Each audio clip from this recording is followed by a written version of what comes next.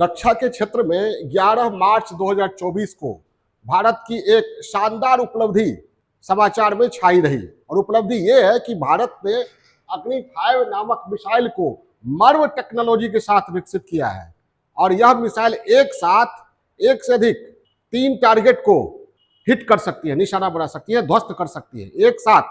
ठीक है, और विशेष परिस्थिति में 2 से 10 टारगेट को हिट कर सकती है, इसलिए इसको कहा गया मर्व टेक्नोलॉजी। जिस तकनीक के साथ यह युक्त है उसे क्या कहा गया? Merv technology. ठीक है, बहुत महत्वपूर्ण उपलब्धि है, भारत ने यह उपलब्धि पहली बार हासिल किया है। ठीक है, और इसने भारत की शक्ति को, प्रक्षेपास्त्र शक्ति को, युद्ध क्षमता को कई गुना वृद्धि बढ़ा दिया है। इसके बारे में हम हर पहलू से पढ़ेंगे कि हाई ये क्या, अग्नि 5 क्या है, मिशन दिव्यास्त्र क्या है, मर्व टेक्नोलॉजी क्या है, अग्नि 5 की क्या क्या विशेषता है जिसके कारण इसकी खूब प्रशंसा की जा रही है, खूब चर्चा में है यह। ठीक है, इसे महत्वपूर्ण उपलब्धि माना जा रहा है, माइलस्टोन माना जा रहा है। हम लोग देखते हैं, सबसे पहले सिलसिलेवार सब कुछ जानते हैं। मिशन दिव्यास्त्र इसे नाम दिया है हमारे प्रधानमंत्री ने। क्या नाम दिया है? मिशन दिव्यास्त्र। दिव्यास्त्र क्यों? आपको याद होगा जब रावण एक से अधिक रूप धारण कर रहा था तो हर एक रूप पर टारगेट करना राम के लिए बड़ा कठिन हो गया था। तो राम क्या करते थे? एक तीर छोड़ते थे, वो तीर कई तीर में विभाजित होकर रावण के अलग अलग रूपों पर यानी मल्टीपल टारगेट को हिट करता था। उसी तरह ये है मिशन दिव्यास्त्र, एक साथ कई टारगेट को हिट कर रहा है। नॉर्मल तकनीकी से लैस जो मिसाइल है वो एक बार में एक ही टारगेट को हिट करता है, ये एक बार में एक से अधिक टारगेट को हिट कर रहा है। ठीक है, तो ये हाई क्या, इसलिए इसका दिव्यास्त्र नाम दिया गया है। क्या? दिव्यास्त्र। मिसाइल तकनीक के विकास से जुड़ा ये मिशन है। मिशन दिव्यास्त्र किससे जुड़ा हुआ है? मिसाइल टेक्नोलॉजी से जुड़ा मिशन है। और इसमें अग्नि 5, किस मिसाइल की? अग्नि 5 की मर्व तकनीक के साथ सफल उड़ान परीक्षण को अंजाम दिया गया। मर्व तकनीक क्या है वो बताएंगे। ये कब किया गया है? 11 मार्च 2024 को, और इसी दिन सिटीजनशिप अमेंडमेंट एक्ट भी लागू किया गया है पूरे देश में, पता है ना। उसके बाद ये कर क्या सकता है वो पता ही दिया मैंने। एक साथ सैकड़ों मीटर में, सैकड़ों किलोमीटर में फैले 3 टारगेट को हिट कर सकता है। क्लियर है? जैसे नॉर्मल मिसाइल जब चलती है तो एक वारहेड को लेकर एक टारगेट को हिट करेगा, और ये क्या करेगा? एक साथ 3 टारगेट। ठीक है, ऐसे करके। ठीक, अब देखते हैं मर्व तकनीक क्या है। मर्व तकनीक का फुल फॉर्म हुआ multiple independently re entry vehicle. क्या?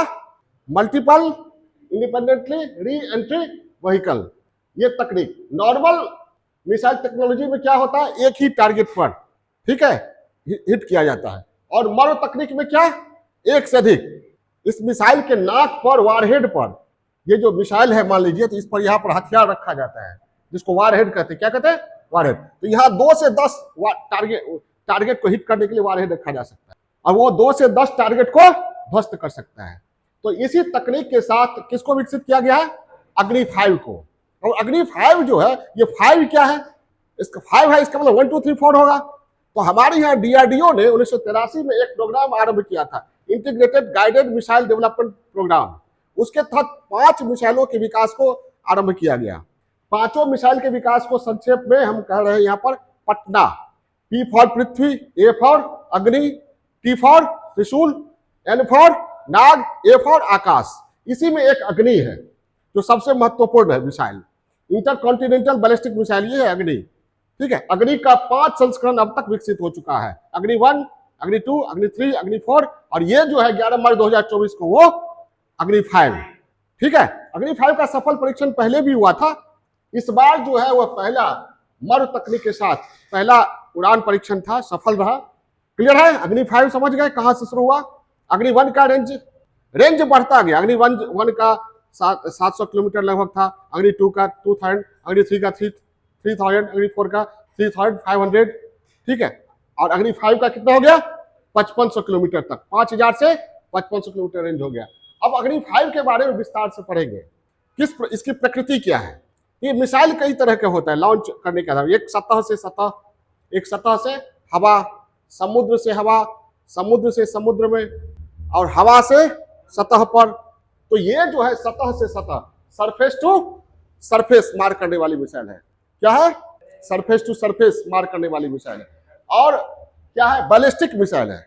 दो तरह की मिसाइल होती है। मिसाइल का मार्ग जो होता है उसके आधार पर दो, क्रूज मिसाइल और बैलिस्टिक मिसाइल। क्रूज मिसाइल धरती के समानांतर चलता है ताकि दुश्मन देश के रडार में वो दिखे नहीं, और जो टारगेट के पास पहुंचता है तो एकाएक उठता है, और जब तक दुश्मन अपने रडार में मिसाइल को देखेगा तब तक वो हिट कर देता है टारगेट, वो क्रूज होता है। बैलिस्टिक सर्किल के आर्क की तरह, वृत्त के चाप की तरह उसका ये पथ होता है, वो एकाएक बहुत ऊंचाई पर जाता है ताकि दुश्मन देश के रडार में नहीं आए और टारगेट पर पहुंच के सीधे गिरता है। तो ये बैलिस्टिक मिसाइल है। रेंज के आधार पर तीन तरह का मिसाइल होता है, short range missile, medium range ballistic missile और इंटरकॉन्टिनेंटल बैलिस्टिक मिसाइल। ये एक महाद्वीप से दूसरे महाद्वीप में मार करने वाली इंटरकॉन्टिनेंटल। तो ये क्या है? इंटरकॉन्टिनेंटल बैलिस्टिक मिसाइल है। 5000 से 5500 किलोमीटर दूरी तक मार कर सकती है, मतलब पूरा चीन इसके रेंज में है, यूरोप लगभग आधा और अफ्रीका भी इसके रेंज में है। ठीक है, उसका वारहेड पहले ही बता दिया, 2 से 10 वारहेड को ये ले जा सकती है, और 1.5 टन का परमाणु हथियार, नाभिकीय हथियार भी ढो सकती है। ठीक है, कौन? अग्नि 5। अब अग्नि 5 एक साथ कई टारगेट को हिट कर सकती है, तो इसका गाइडेंस सिस्टम क्या होना चाहिए? बढ़िया होना चाहिए। तो इसमें जीपीएस सिस्टम लगा हुआ है, और भारत का जो रीजनल जीपीएस सिस्टम है, navigation system, Indian regional navigation system of satellite जो है, तो वो नाविक कहलाता है। क्या? आईएनएसएस नाम सुने हैं ना, Indian regional navigation satellite system, उसी को नाम दिया गया क्या है? नाविक। नेविगेशन विद इंडियन कॉन्स्टेलेशन, ये दिया गया है। इन्हें भी आईसी जो कैपिटल होगा। ठीक है, उसका गति कितनी है? बहुत तेज है, ध्वनि की गति से 24 गुना ज्यादा, यानी 1 सेकंड में कितना? 8.16 किलोमीटर भागेगी है, और 1 घंटे में 29,401 किलोमीटर। वजन इसका कितना है? 50 टन, 50,000 किलोग्राम। 17.5 मीटर लंबी है, और व्यास इसका 2 मीटर यानी 6.7 फीट है। अभी तक ये कुछ ही देशों के पास ये तकनीक थी, मरु तकनीक। ठीक है, अब भारत के पास भी आ गई, इससे भारत की युद्धक क्षमता काफी बढ़ गई है। और ये हिंदू मिथ में एक है खाटू श्याम। कौन है? खाटू श्याम। कौन थे? भीम के पुत्र घटोत्कच। घटोत्कच के पुत्र थे। ठीक है, ये इनके पास माना जाता है कि 3 बाण से ये पूरी दुनिया को खत्म कर सकते हैं। तो कौरव और पांडव में जब युद्ध हुआ तो खाटू श्याम आए देखने के लिए, उनको किसी पक्ष में जाना था, तो उन्होंने निर्णय लिया कि जो पक्ष हार रहा होगा हम उसके साथ जाएंगे, क्योंकि दोनों ही पक्ष उनके संबंधी थे, कौरव भी और पांडव, ये संबंधियों के बीच का ही युद्ध था। तो कृष्ण ने कहा योग्यता इनकी देखने के लिए कि इनकी योग्यता कितनी है। उन्होंने कहा कि इस पेड़ की सारी पत्तियों को आप छेद सकते हैं? तो खाटू श्याम यानी बरबरीक इनका नाम है, उन्होंने कहा अच्छा छेदा जा सकता है। तो एक तीर उन्होंने चलाया और उस तीर से पेड़ की सारी पत्तियां छिद गई, और एक तीर, सारी पत्तियों में तीर लगा और एक तीर कृष्ण के पैर की तरफ बढ़ा। तो खाटू श्याम ने कहा, बरबरीक ने कहा कि कृष्ण आप अपनी पैर हटा लीजिए, आपने पैर के नीचे एक पत्ती छुपा रखा। ठीक है, तो लेकिन कृष्ण के पैर में वो तीर जाकर बंध गया। कृष्ण समझ गए ये जो युद्ध का निर्णय नहीं होने देगा, छल से उन्होंने उनका शीश मांग लिया। खैर ये मिथ है। मेरे कहने का मतलब ये मरु तकनीक उनके पास था, उनके पास, खाटू श्याम के पास, एक साथ वो कई टारगेट को उनका तीर हिट कर सकता था। समझ में आई बात? इसलिए इसको नाम क्या दिया गया? मिशन दिव्यास्त्र। ओके, बहुत बड़ी उपलब्धि है, आप लोग नोट कर लीजिएगा। PT main, UPSC, BPSC, SSC, किसी में भी पूछा जा सकता है, किसी भी तरह से पूछा जा सकता है।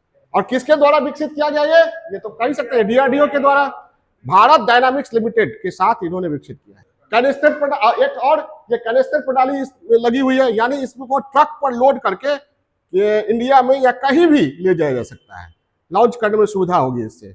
और ये 3 स्टेज के रॉकेट बूस्टर इस पे लगे हुए हैं, जिसमें सॉलिड फ्यूल भरा हुआ है।